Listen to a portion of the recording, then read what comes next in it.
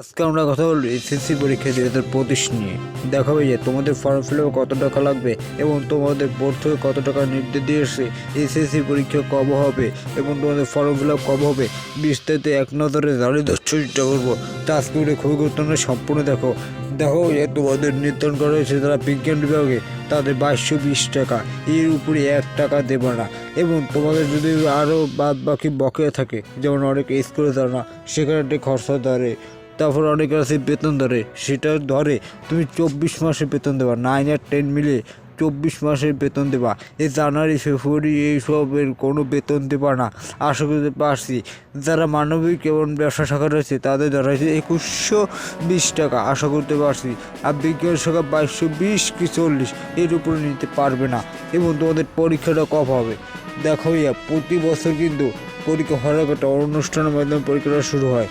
তোমাদের form fill up শুরু হবে, তোমাদের ইতিমধ্যে টেস্ট পরীক্ষা হয়ে গেছে, টেস্ট পরীক্ষার রেজাল্টও কিছু কিছু স্কুল দিয়েছে। এখন অনেকে বলতেছে ভাই আমি টেস্ট পরীক্ষা ফেল করছি, আর কি পরীক্ষা দিতে দেবে?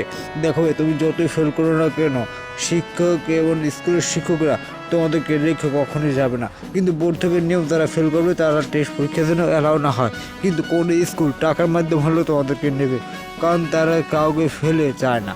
বেশিরভাগ শহর স্কুলগুলো নিতে চায় না, কিন্তু গ্রামাঞ্চলে প্রত্যেকটি শিক্ষার্থীকে পরীক্ষা দিতে দেবে।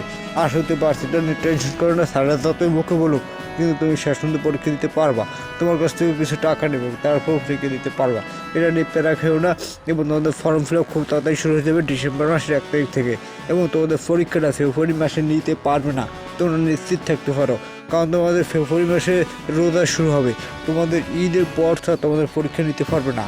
এই রোজা শেষ হবে মার্চের 1-2 তারিখ, এবং তোমাদের তারপর ঈদ, তারপর মার্চ পুরো যাবে। এরকম তোমাদের পরীক্ষাটা এপ্রিল ছাড়া কোনো মতেই নিতে পারবে না।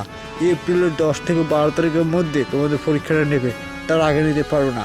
আর এই বছর 2 শিফটে পরীক্ষা নেবে, সকাল 10টা থেকে 1টা এবং বিকাল 2টা থেকে 5টা, এরকম একটা নিয়ম অনুযায়ী পরীক্ষাগুলো অনুষ্ঠিত হবে এই বছর।